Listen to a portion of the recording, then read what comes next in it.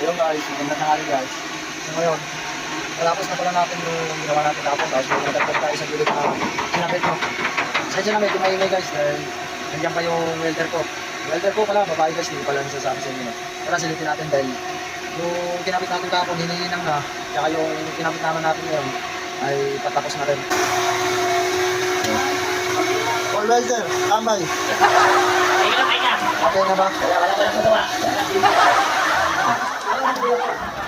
Ayan, full welder natin, yung chicks yan guys, chicks. Nice. Oh. Tignan mo naman yung kamay niyan. Wow.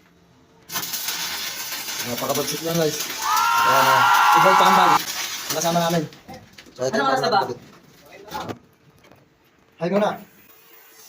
Oh yeah.